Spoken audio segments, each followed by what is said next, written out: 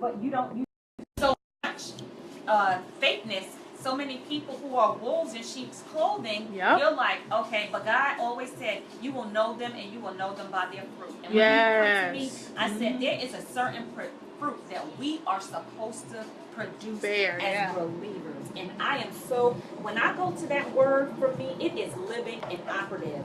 Everything in my life, it has to line up with that, because God didn't give that to us for naught.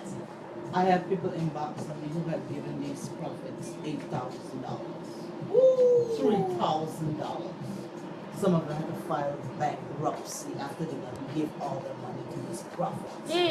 And I'm saying that we had to stop. My husband and I had to practically stop a woman who was expecting some kind of husband from Africa, and she was, huh? We're starting with the card on real quick. This side.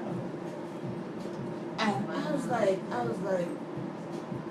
I said to this last woman, I said, what? I said, you have been on my This is the best hairstyle I've had. Are you serious? Yes. Did y'all hit the best hairstyle? Yeah, you done hit the jackpot. Because she don't, I said to my sister, I said, if I don't come out of here, like this is going to be it. I'm just going to continue just to do my own hair. Because I have not been able to find a place in Georgia yet. I'm like, and she close to home, so I'm really loving it. I said, if I don't find somebody, I don't know what I'm going to do. I said, but this is like my land. I don't want to give up hope, Lord. Because I know you've got some anointed folks.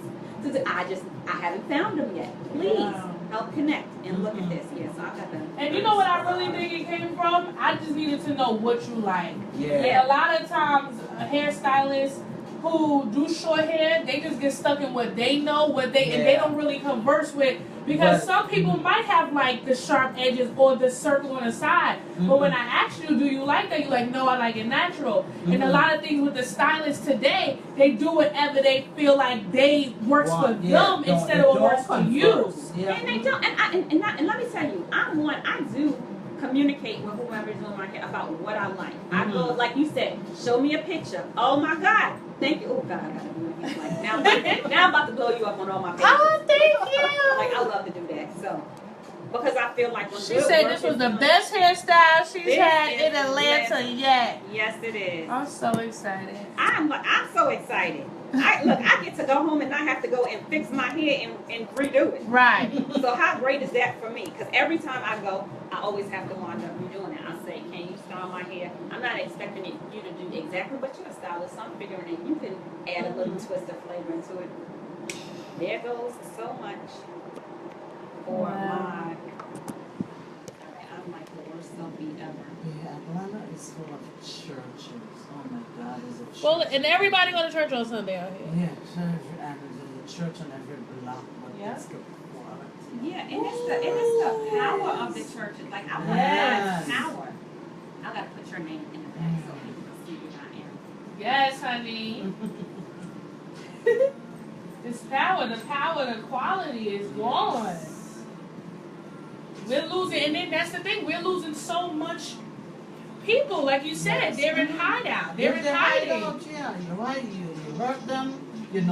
Some people, especially if you just came to the Lord or you really decide at this point in your life, it's time for me to serve God. Right. So you go to a church and you're really into it. Your heart is really into it, and you really want to work for the Lord. Right. And then there comes some snobby person who does do something that really sinks you under, and I say, you don't even want to go to church anymore. That church anymore. That's what's happening to a lot of people. That's what's happening to the body right now. That's my phone?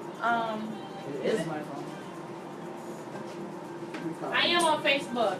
Okay. Naima Bennett. Everything is Naima Bennett. My Instagram, Naima Bennett. My Facebook, Naima Bennett. Look, I got all of these friend requests, like all came out of nowhere. I'm like, Jesus. You're fine on there, right? Yeah, actually, I'm gonna do that before I post my thing, because I'm gonna tag you. So that wherever I'm in, I can tag. But I can speak with you I have a referral program. Every person you refer, you get a stamp. Every time you get a service, you get a stamp. Monday will be a better day. After your 10th stamp, you get 50% off. Yeah, I just requested these. Okay, great. How is that? Oh, sure, sure. People love the Lord. It's not people hate God. People really genuinely Yes. love the Lord. Yeah. And people really want to serve God. But I'm telling you, there are some spirits and some traditional people and some people who think they own God that really turning people off. Yeah. Yeah, you're absolutely right about that. Yeah, a bunch of Jezebel people, and there's some young people who really have a heart for God. Yeah. And they're not giving them a chance. Yeah. I know. And I think really that's sad. That is very, very sad. And I was just saying, I said, Lord, I know that there's some people that are really hungry. I mean, I'll go back. God has said to me to go back to my basics. I remember when I was hungry and thirsty. My family thought I was crazy. My friends thought I was crazy. But I wanted God so bad. When I would show up at places, people would be, I would knew when I was in a church that wasn't functioning and operating in the spirit, because I would get so many spirits. I mean, I just wanted Jesus. I was just like, Lord, I just want to know you. I was willing to do whatever. I was doing whatever it took to get to that place. Whatever I had to cut off in my flesh, I was doing it. And people really thought I was crazy, but it was just like, no, y'all don't even understand.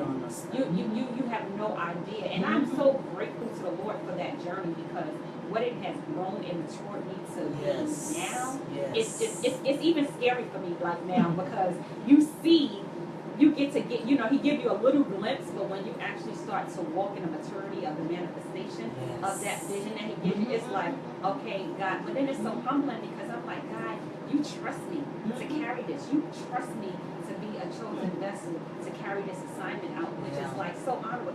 It's just like, oh my God, how can you even get puffed up? You could choose anybody, but you're choosing me. I don't even feel, I feel like I'm the least qualified, but in your eyes, I'm the most qualified. And so it's like, how can I not? It's like, how can I not want to do that? Like my coworkers used to say, you make this look so easy. I said no, because I believe just like, I'm a woman, I believe like you, have a period just like you. I poop and pee. I do every. I just love God, and I know that at the end of the day, I want God to say, good job, my well done. I'm telling you. I said, what grieves me is to read the word and hear that God actually told people to depart from him. I do not want to be in the broad gate of destruction of those people. I said, in that, and when I think about it, it pauses me right in my track before I'm going to go off on somebody. I come from a rough city, from the hood. Just look, I done definitely been trying to chase me down for years. But God, Where you from? Queens. Oh, Long Island City. Oh, I grew up in Astoria and Queensbridge. My family, and a part of South Jamaica. That's where predominantly a lot of my family is from. And so, I'm from Laurelton. You from Laurelton? Okay. Oh, my grandmother used to live in Cambria Heights. Okay, yeah. She used to live right across the street from Andrew Jackson. Yep, I went to Andrew Jackson. And so it's just like, I have a heart that wants to do what God wants and calls me to do. And so I've gotten to that point, like, I'm like, God, I don't want to have to compromise. I don't want to even have to compromise among the people that I'm interacting with and fellowshipping with. Like, I don't want, because it's so part of me that I can't hide it. It's like, even in my profession, I said, God, all the coaches, you got to do this, you got to do that. First of all, I need to do, God, what do you want me to do with this platform? Because my spirit is not going to rest if I'm not doing what you're calling me to do with this platform. I don't care what anybody says. Yeah, and they don't. And they're looking like, well, what are you going to do and how are you going to do it? I just know. I don't know. God got the plan. I've been trying to make my own plans for years and it ain't working. So I said, I have surrendered and embraced the plan of God. And I was like, Lord, teach me how to teach your people to do that. Teach me how to show them to really truly walk by faith. My journey has been a faith journey. I came here not knowing anybody, but God sent me here in faith because he had a work for me to do. I met my husband here. That's how I met my husband. And so, and if you hadn't obeyed God, if I had not obeyed God, where would I have been? I said, you guys don't even know. And I said, and don't think that there wasn't a moment of rebellion that wanted to take me back to the north. You know what I'm saying? And my mom was like, you need to come back. And I go through those. We've been through those until we don't go through it. Why don't you all just pack up and go back home? And you know what the Holy Spirit said to me? I'm not done with you. I remember doing my hair. He said, I am not done with you here yet. And I cried like a baby. And I just knew that I know that I have to fulfill whatever. Yes. Phone, your number here.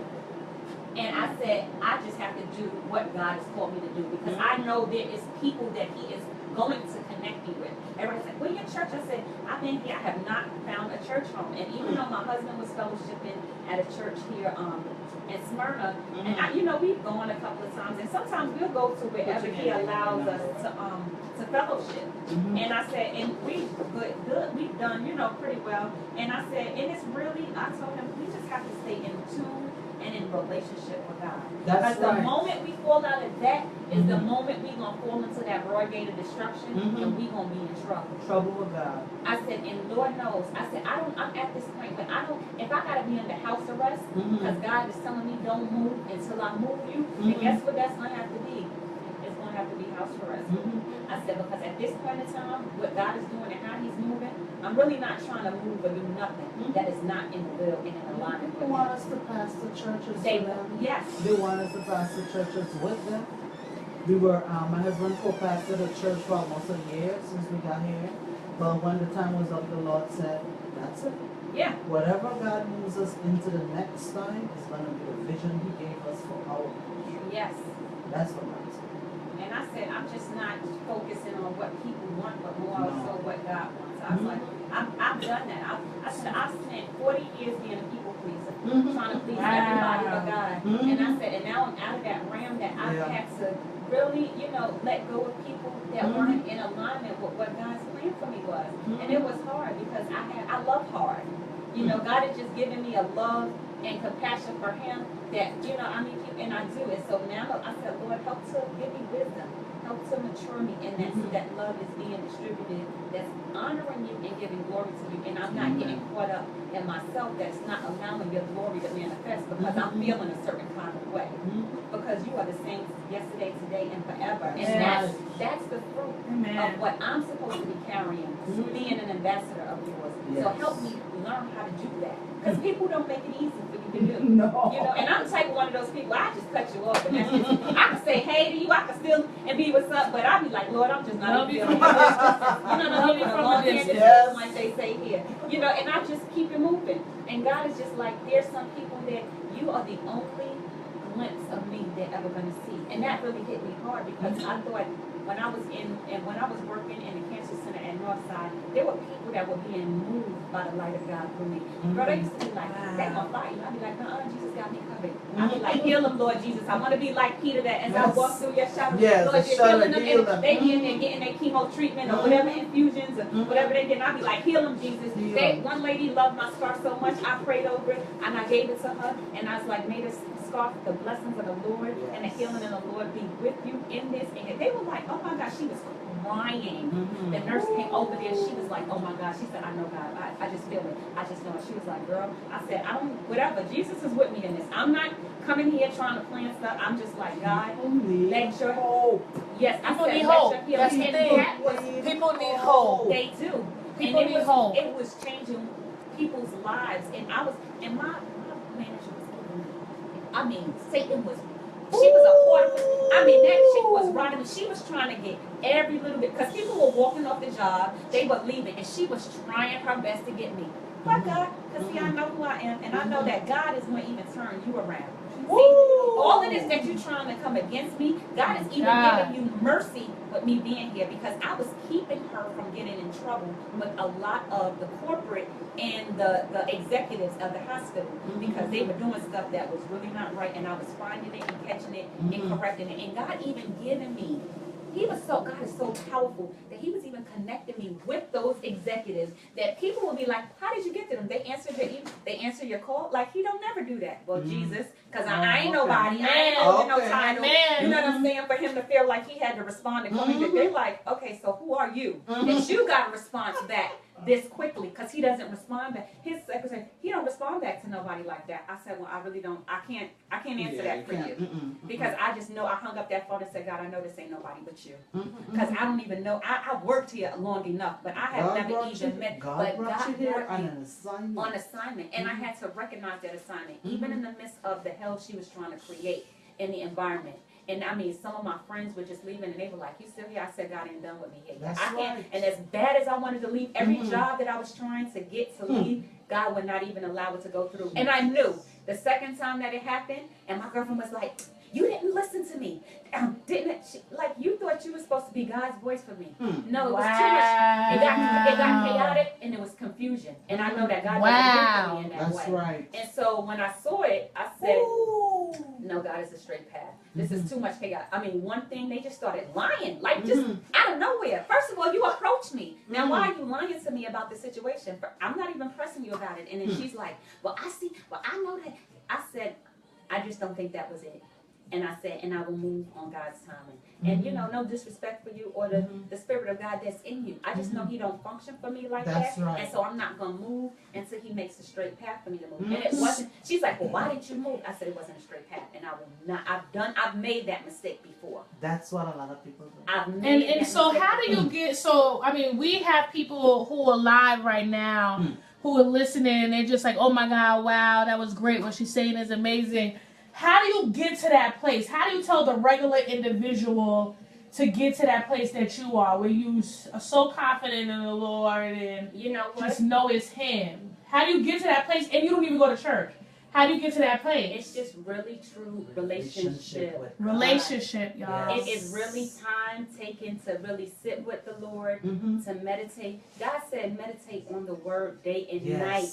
Like, you know, that we would, not only that we would not depart from it, but it would be engrafted in our hearts. That we would be prospered wherever we go, wherever He put our feet or our hands to. So I learned how to really do that. And I didn't do that before because I spent so much time just being busy, going with the flow. And God kept calling me back. That's one of my giftings is prayer. And I was straying away from that. And God was calling me back because there were people who I would be at work. They would be just calling me, I need you to come. I need you to pray with me. And at first, it used to bother me because I'm like, I just came in. You don't know my journey. You don't call me for none now.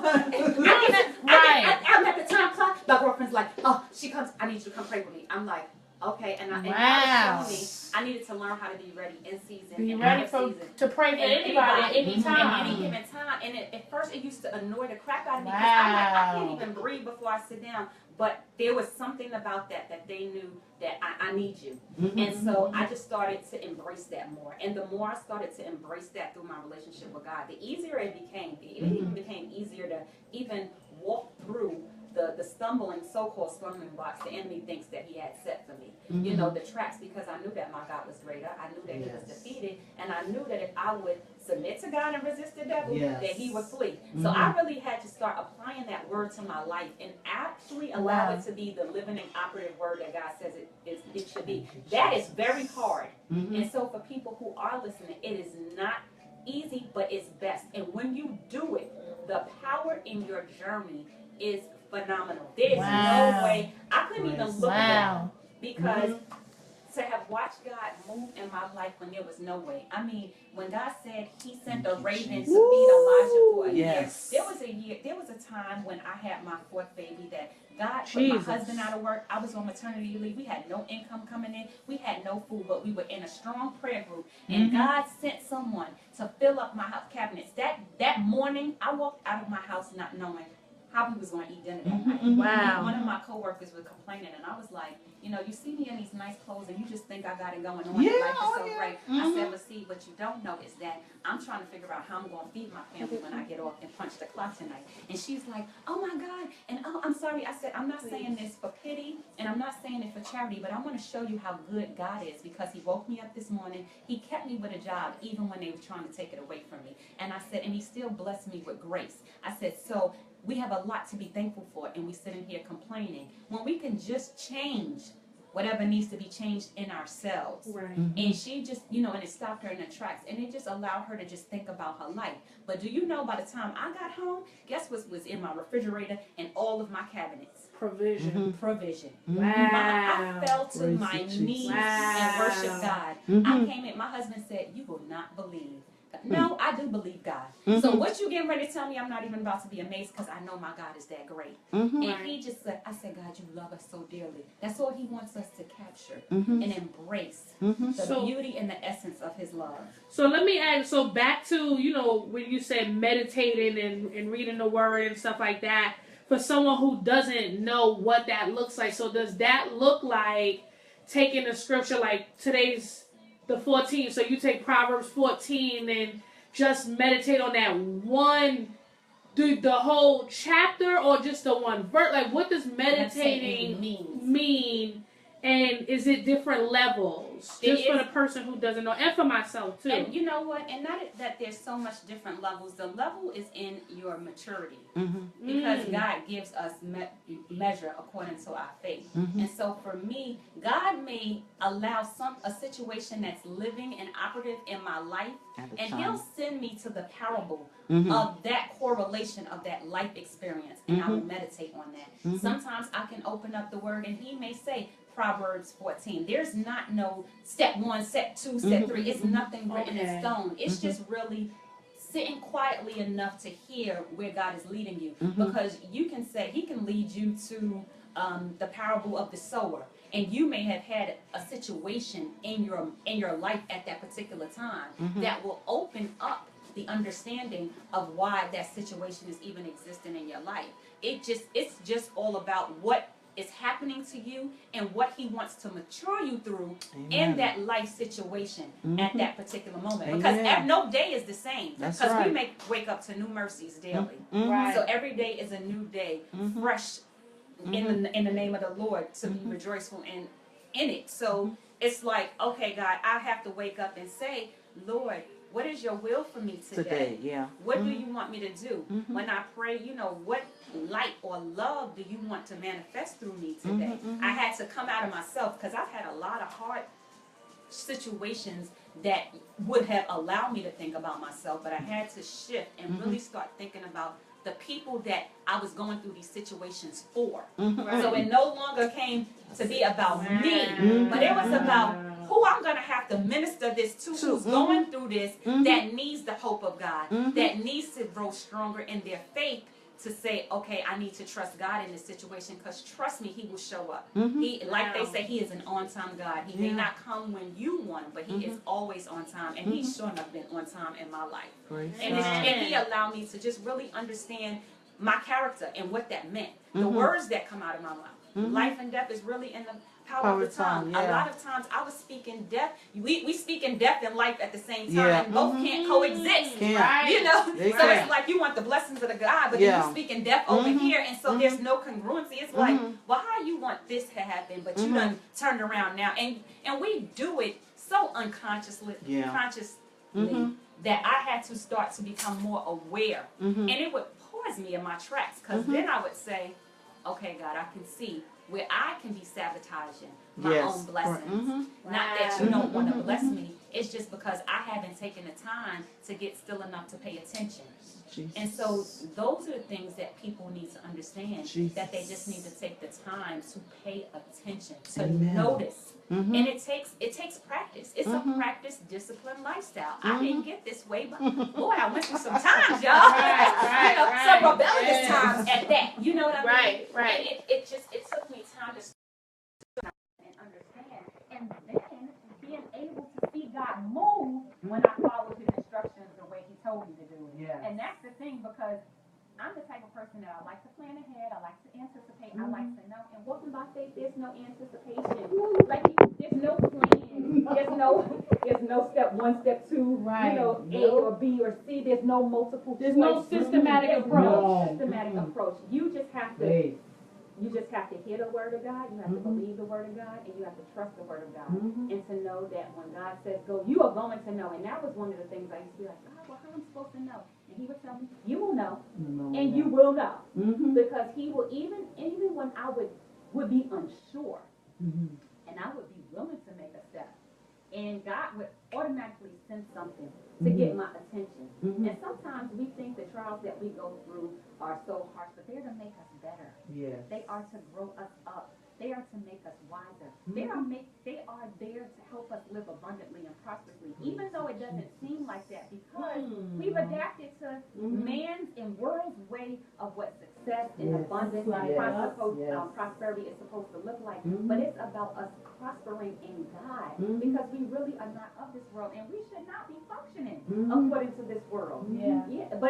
But you can get caught up, because there's always so many things going on, and then you have so many other people who are saying they're followers of God and they're doing this, and then you think that you're all wrong because you ain't doing what everybody else is doing. But see, that's how I know that I'm doing what I'm supposed to be doing, when I'm going against the grain of what everybody else is doing. Because then I know that, God, you said don't look to the left nor to the right, but to look just straight ahead and look to you. So I know that if I'm looking everywhere and I'm seeing the same, and I'm somewhere that feels uncomfortable, because greatness is uncomfortable. Yes.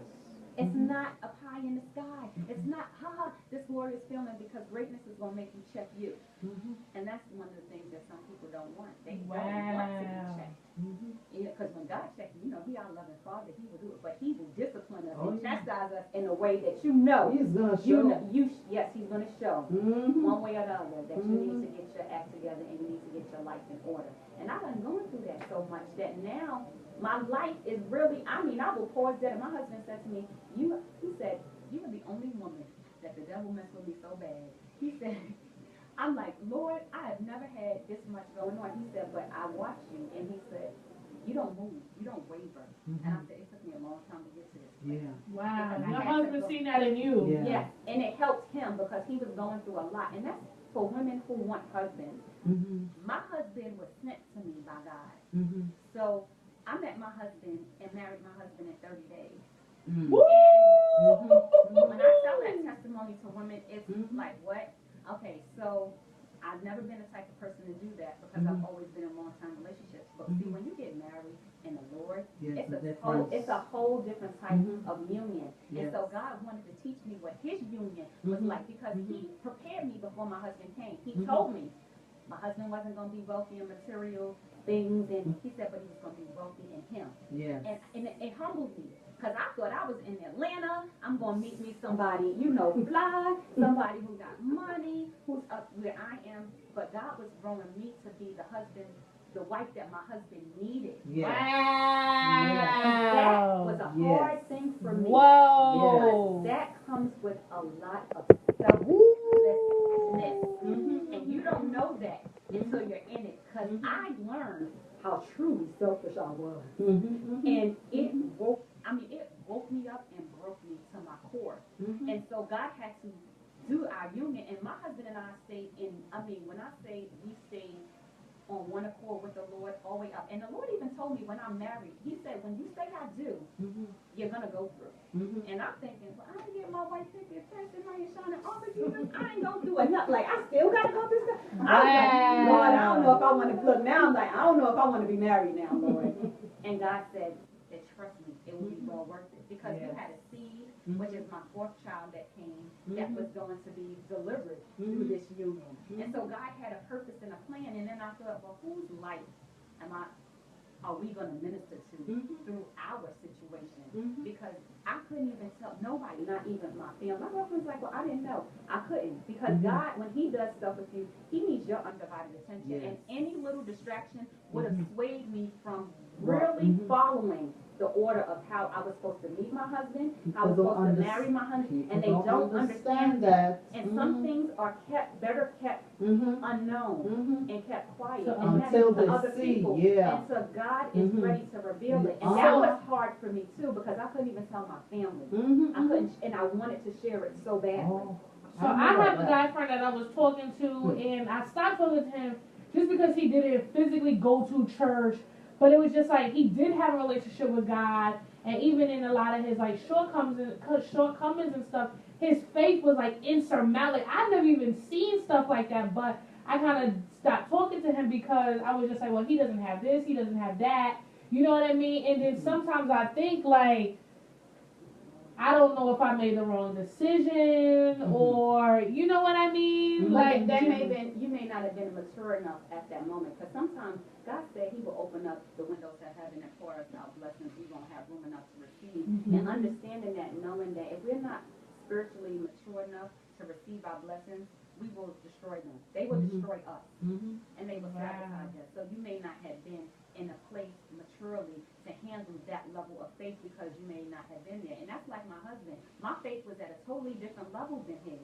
When I met my husband, he was doing stuff like, God, no, you had to do it this way. Because I don't even be tolerating this with relationships. I'm like, Jesus, I know that you gave him to me because He showed me.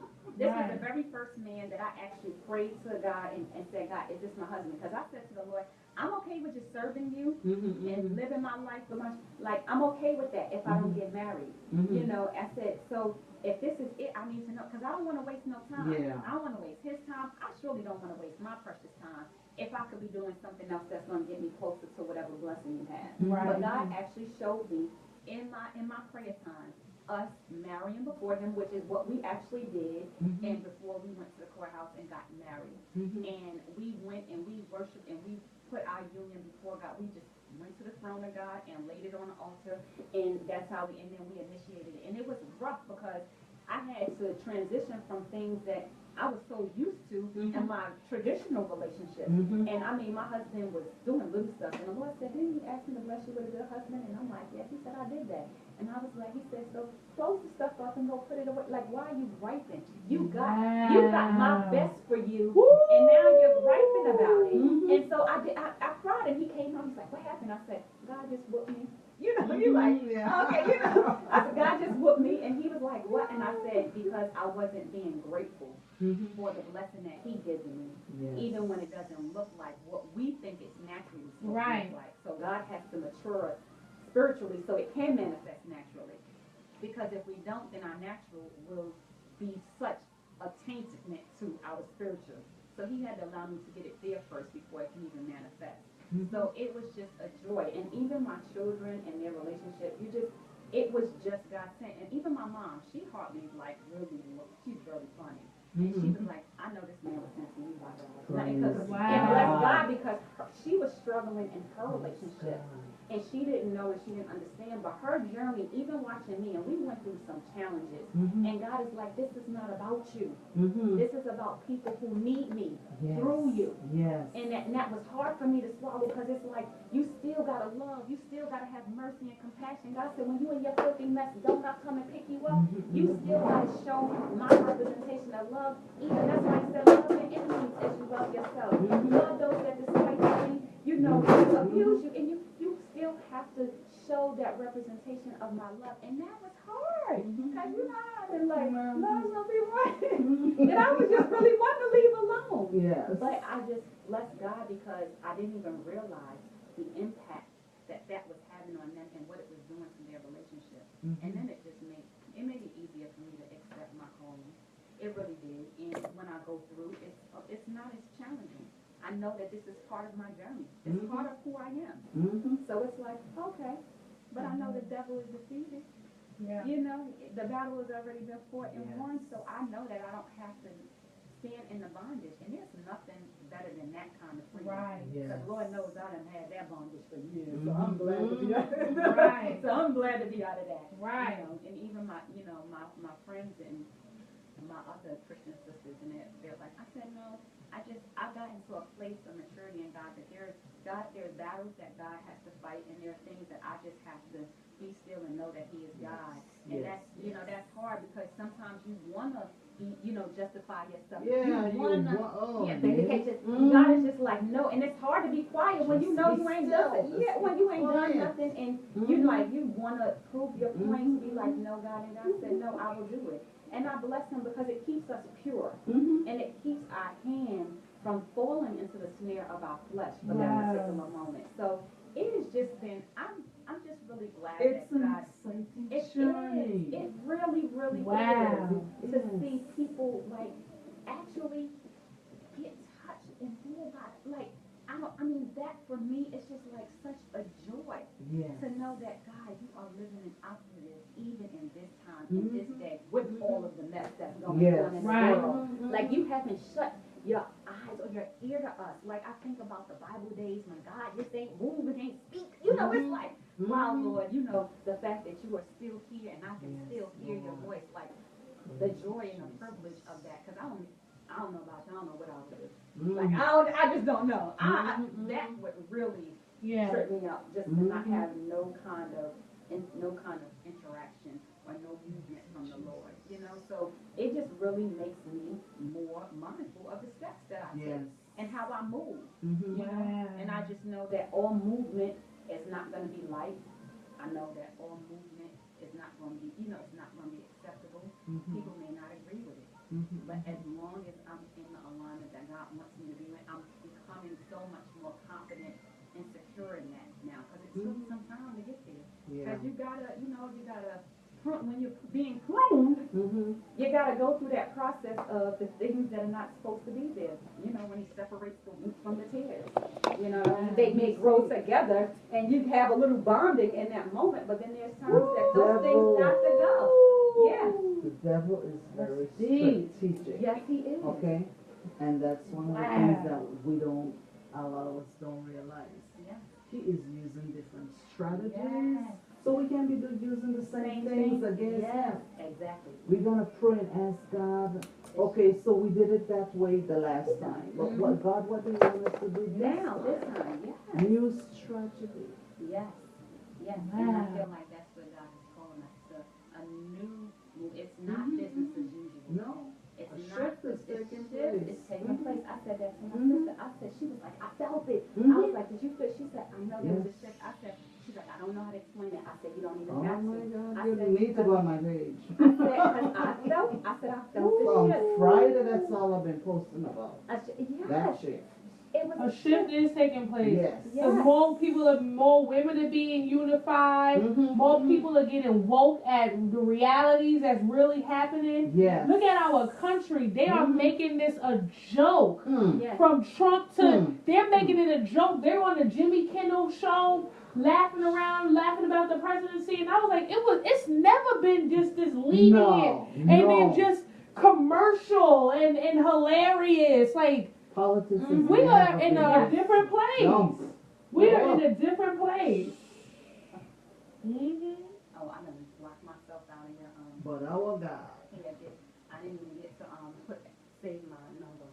And then, but our God, that's the glory. But God, knowing that no matter what else, but God. That's good. I'm so grateful. I'm so excited, especially at the event, because I've been so nervous about that. And I'm like, it's my first speaking engagement. And I'm like, Lord, let your will be done. I know that I may have had a plan, but at the end of the day, let your will be done. Not my will, let me decrease so you can increase. Because there may be a message that these women need to hear. Yeah. And that's why I'm doing this Periscope. And I'm doing this, not Periscope, but Facebook Live, because the amount of women that's been coming through here and the prayers that we've been praying for them and the healings and how God just bring one woman and another woman and just connect them and the networking. It has been amazing. Yes, Lord. It has been amazing, and I'm just like, Lord, you are working. Lord.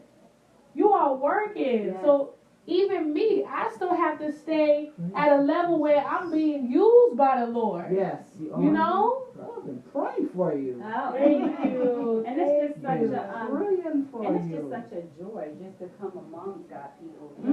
Yes. That we can even be there for each other in this very moment. Wow. I just was like, Lord, what is my day? I did have a whole thing planned, but this plan is so much better. Yes. This is so much better than what I thought I needed to do. What I have grown to realize is this. Every single thing we go through in our lives, whether it's good or it's bad, it's for a purpose. Yeah. And it's to help somebody somewhere. Yes.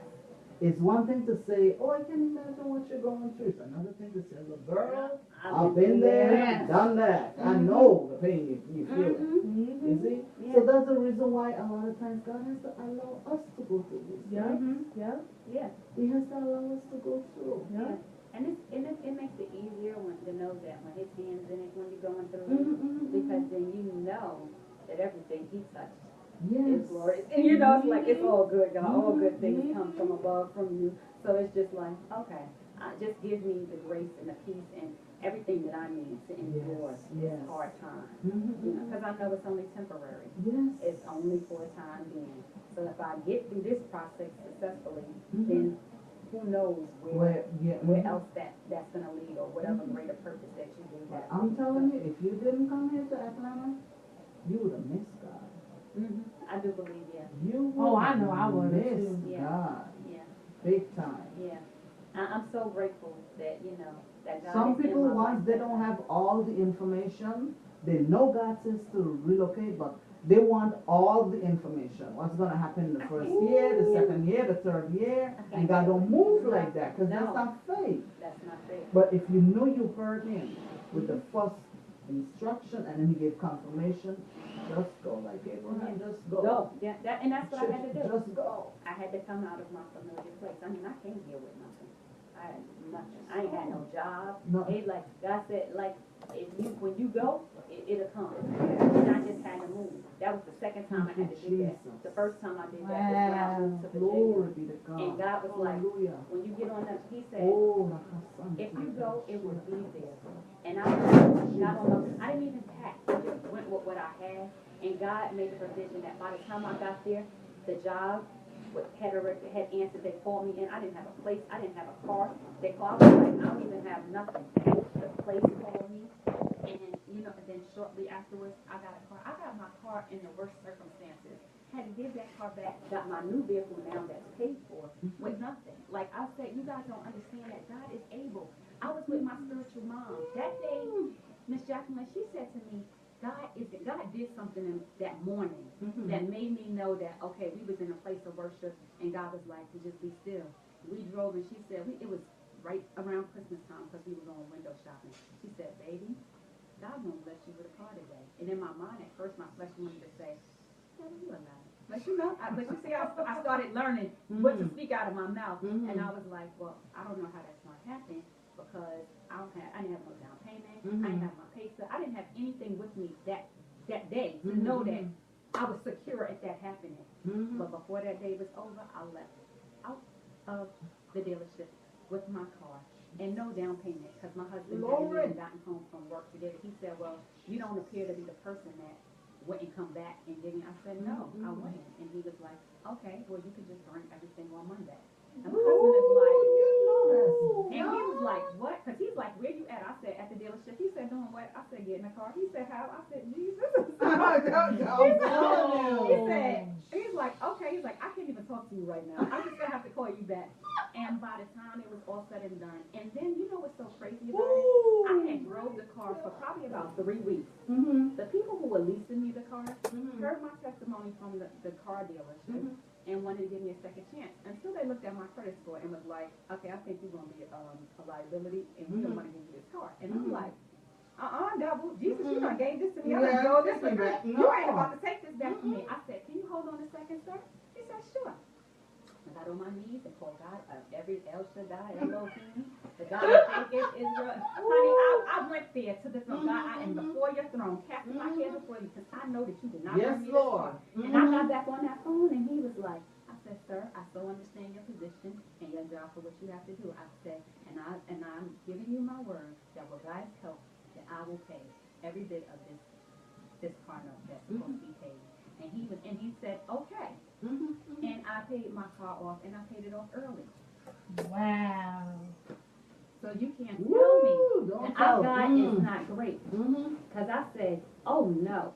And then had the nerve to have something go wrong with the car. They gave me a new car. And my girlfriend was like, well, you just switching cars like you changed your shoes. Like, I said, that ain't nobody but Jesus. Because I know that he prepared this, and he's getting me ready for this level of faith.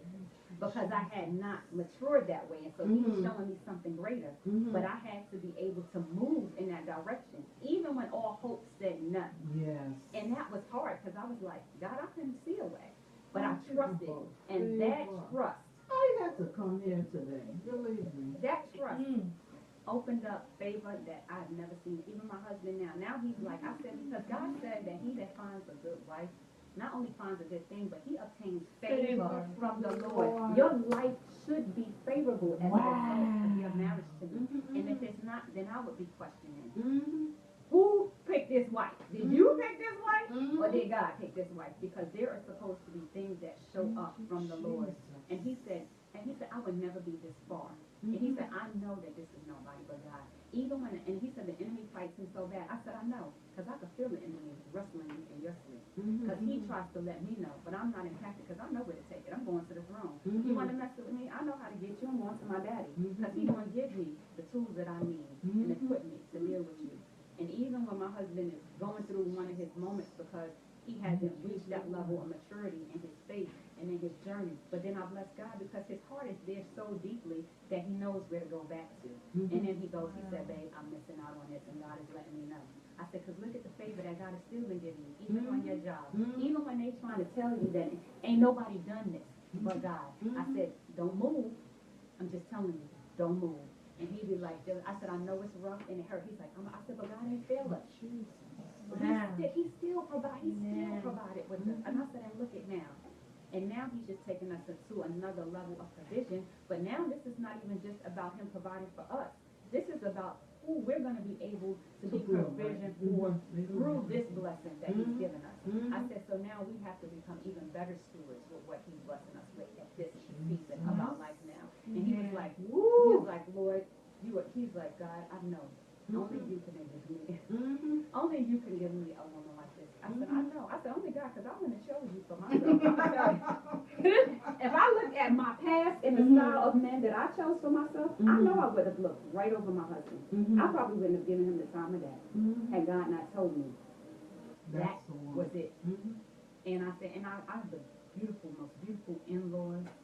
Oh my God. And our family is just so phenomenal. And I was like, Lord, I thought leaving my family was like the worst because I didn't have any. But now you've given me extended family. And now you've even given me brothers and sisters in Christ that I didn't have. Yes. Right.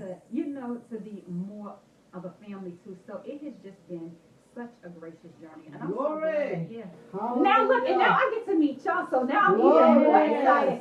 So I'm really about to go home and my kids, and I'm really about to. It just really gave me so much more, excitement to just go and just really just tell people about the goodness of the Lord. And just encourage and empower because it is just, it's just really something. God just, and it's so funny. We were in prayer, and my brother was just like, you gotta let it out. I said, I've been pregnant. And so our purpose and God prepares and he processes us for our purpose, and we go through this pregnancy state. And so that's going to be my new Facebook Live talk about being pregnant with purpose. Because you just don't know, but we go through the first trimester, the second trimester, the third trimester, and it's delivery. And my spiritual brother said that yesterday. God had told him to give us a word, and it was like, it's time to deliver the baby. So I was like, I was feeling the labor pains and the uncomfortability. For such a long, I was like, praying. He was like, it's time. It's got to come out. And I just was like, wow, Lord, thank you for that word. And look at today. Like, you see how God, and the enemy was trying to keep me from missing my appointment today. So many things were happening before I got here. Yes, I'm serious. And I said, no, I know I'm supposed to show up, and I'm going to.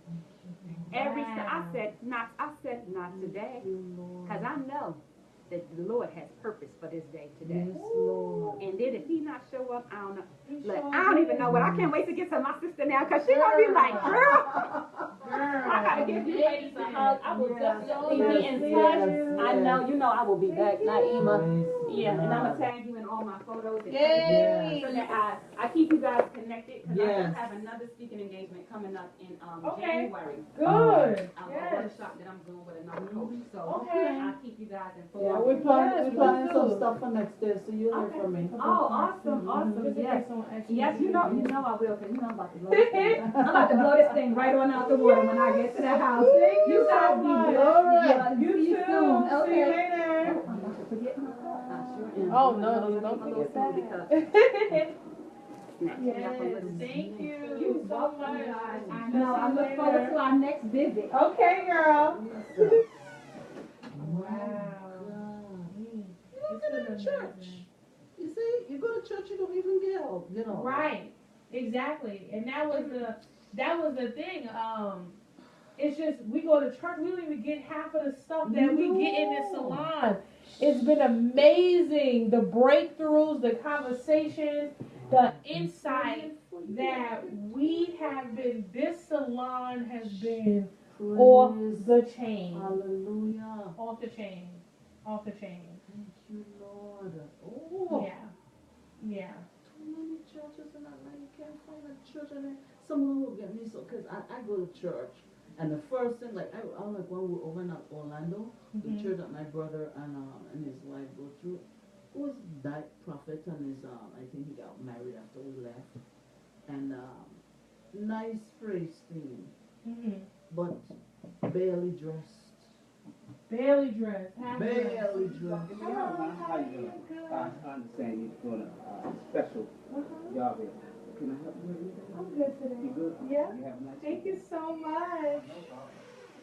Yeah. Barely dressed, Naima. And I'm like, okay, I know I'm the modest type, but Right. God, I don't want to be trying to do praise and worship and having to see all up under you Right. when you Right. lift your hands. Ooh, jeez. I'm like, Right. And where we have come today as a church is just like, it's such a turn off.